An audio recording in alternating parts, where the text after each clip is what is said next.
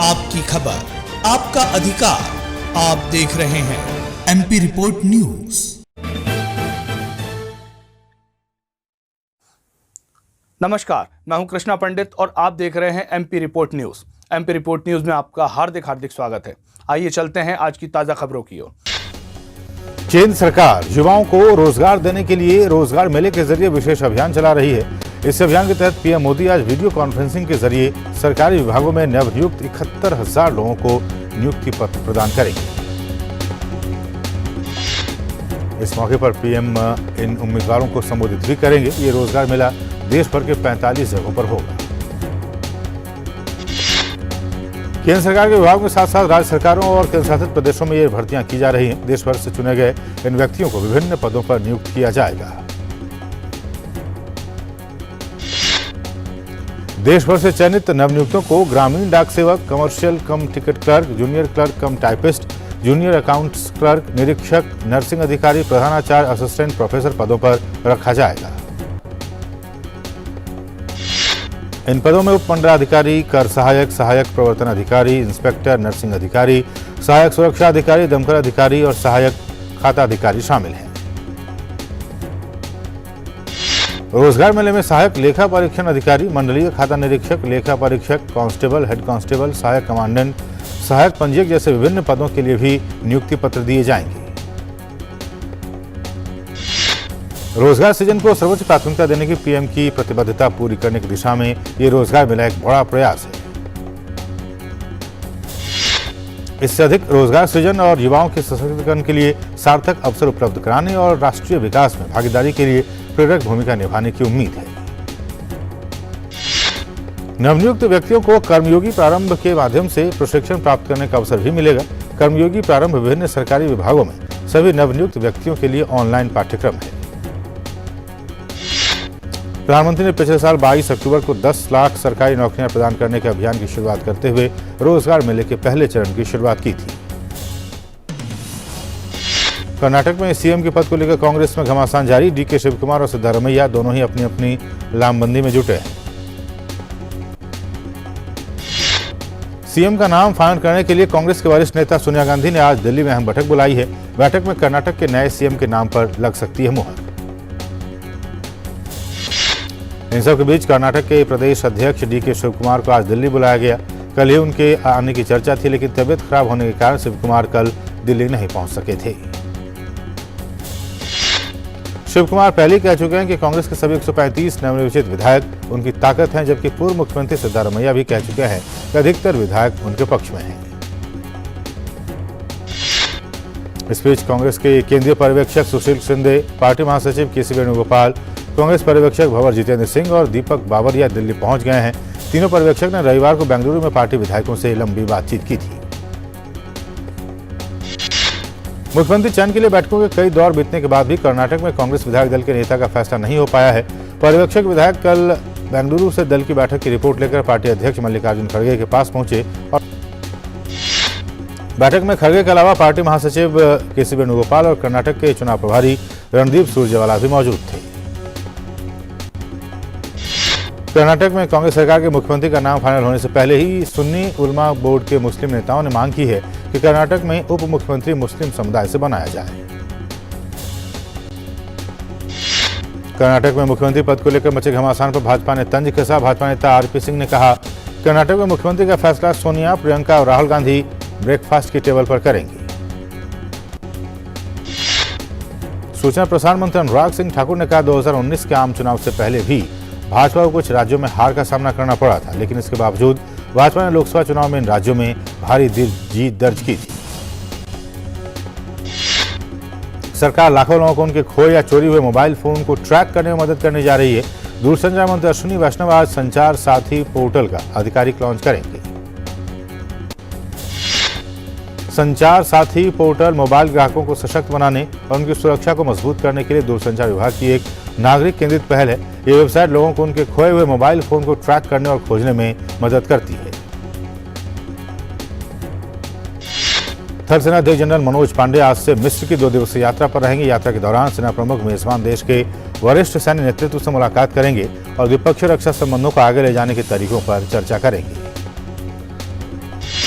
वो मिस्र के विभिन्न सशस्त्र बलों के प्रतिष्ठानों का भी दौरा करेंगे और आपसी हित के मुद्दों पर विचारों का आदान प्रदान करेंगे। मिस्र के साथ भारत के सैन्य संबंध बढ़ रहे हैं, जो भारत के 74वें गणतंत्र दिवस परेड के दौरान स्पष्ट दिखा था। वायुसेना नई दिल्ली में आज एक लॉजिस्टिक संगोष्ठी का आयोजन कर रही है। Air chief marshal VR Chaudhari कार्यक्रम में उद्घाटन भाषण देंगे। संगोष्ठी की theme leverage emerging global supply chain to enhance logistics capabilities wise emerging disruption है। कार्यक्रम में लॉजिस्टिक क्षमताओं को बढ़ाने के लिए उभरती वैश्विक आपूर्ति श्रृंखला पर चर्चा होगी। भुवनेश्वर में चल रही G20 संस्कृति कार्य समूह की बैठक का आज तीसरा दिन। आज प्राथमिकताओं पर क्लोज डोर डिस्कशन होगा। वहीं शाम को सभी डेलीगेट्स को कोणार्क के सूर्य मंदिर दर्शन कराए जाएंगे। वहीं G20 संस्कृति कार्य समूह की बैठक के दूसरे दिन कल सभी प्रतिभागियों ने भारतीय लोक कला के दर्शन किए। ओडिशा के अलावा इस प्रदर्शनी में 4 अन्य राज्यों के शिल्पकारों ने हिस्सा लिया। झारखंड हाईकोर्ट में कांग्रेस नेता राहुल गांधी द्वारा केंद्रीय गृह मंत्री और तत्कालीन भाजपा अध्यक्ष अमित शाह पर अपमानजनक टिप्पणी करने वाले मामले पर आज सुनवाई होगी। ये मामला साल 2019 का है। भाजपा नेता नवीन झा ने आरोप लगाया था कि 2018 में कांग्रेस का अधिवेशन के दौरान चाईबासा में राहुल गांधी ने भाजपा के तत्कालीन राष्ट्रीय अध्यक्ष अमित शाह के खिलाफ आपत्तिजनक टिप्पणी की थी।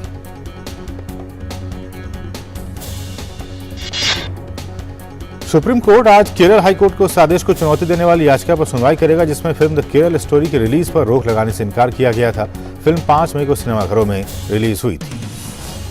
हिंडनबर्ग रिसर्च के आरोपों पर अडानी समूह की कंपनियों की जांच के लिए और समय की मांग करने वाली सेबी की याचिका पर सुप्रीम कोर्ट में आज फिर से सुनवाई होगी। DERC के अध्यक्ष की नियुक्ति की मांग वाली दिल्ली सरकार की याचिका पर सुप्रीम कोर्ट आज सुनवाई करेगा।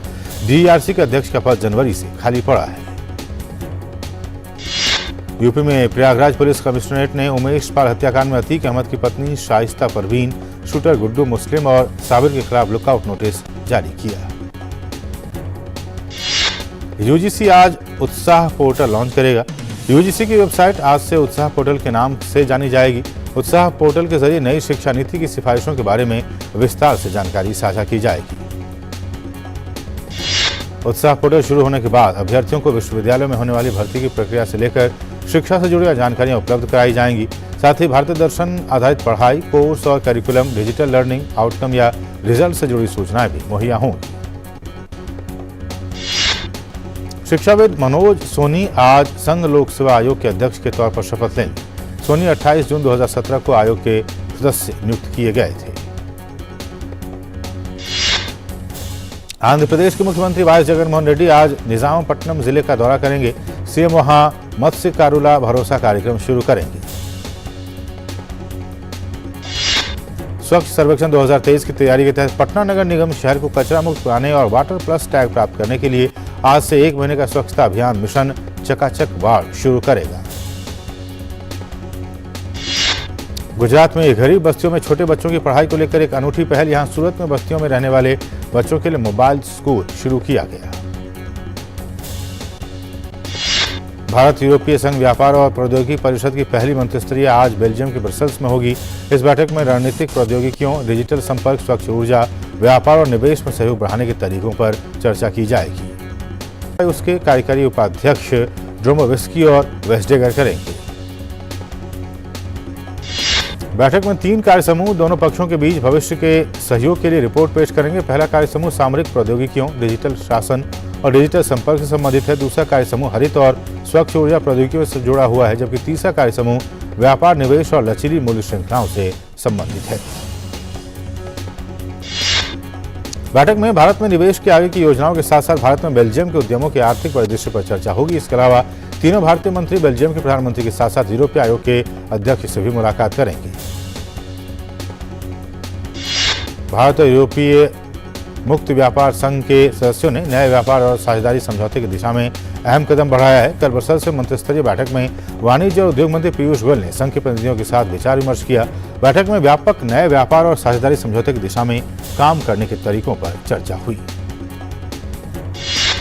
ईएसआईसी के प्रारंभिक वेतन संबंधी आंकड़ों के मुताबिक मार्च 2023 के महीने में 17.31 लाख नए कर्मचारी जोड़े गए। मार्च 2023 के महीने में लगभग 19,000 नए संस्थानों को पंजीकृत किया गया।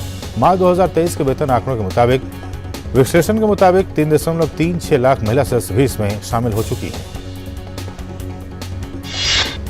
आंकड़े ये भी कहते हैं कि देश के युवाओं के लिए अधिक नौकरियां पैदा हुई हैं, क्योंकि महीने के कुल 17.31 लाख कर्मचारियों में से 25 वर्ष तक के आयु समूह वाले 8.26 लाख कर्मचारी नए पंजीकरणों का अधिकतम हिस्सा हैं, जो कि जुड़ने वाले कुल कर्मचारियों का 48% है। थोक मूल्य सूचकांक पर आधारित महंगाई दर में भी गिरावट आई है। अप्रैल में थोक महंगाई दर घटकर 34 महीने के निचले स्तर -0.92% पर आ गई है। ये दर मार्च महीने में 1.34% थी, जबकि पिछले साल अप्रैल महीने में ये 15.38% रही थी। ये लगातार 11वां महीना जब थोक महंगाई दर में गिरावट आई है। खाने पीने के सामान और ईंधन और बिजली के दामों में गिरावट आने से थोक महंगाई घटी है। आंकड़ों के मुताबिक खाद्य पदार्थों की महंगाई भी अप्रैल में घटकर 3.54% रह गई, जो मार्च में 5.48% रही थी। ईंधन और बिजली की खरीद महंगाई अप्रैल में घटकर 0.93% रह गई, जो मार्च में 8.96% रही थी। अप्रैल महीने में विनिर्मित उत्पादों की महंगाई घटकर 0.42% नीचे रही, जबकि मार्च में ये 0.77% थी। देश के ओवरऑल निर्यात में 2% का इजाफा हुआ है। अप्रैल 2023 में भारत का समग्र निर्यात 65 बिलियन अमेरिकी डॉलर होने का अनुमान है, जो अप्रैल 2022 की तुलना में 2% अधिक है। इलेक्ट्रॉनिक सामान, चावल, ड्रग्स और फार्मा, ऑयल मिल, सिरेमिक उत्पाद और कांच के बने पदार्थ और मसालों के निर्यात में उल्लेखनीय वृद्धि दर्ज की गई है।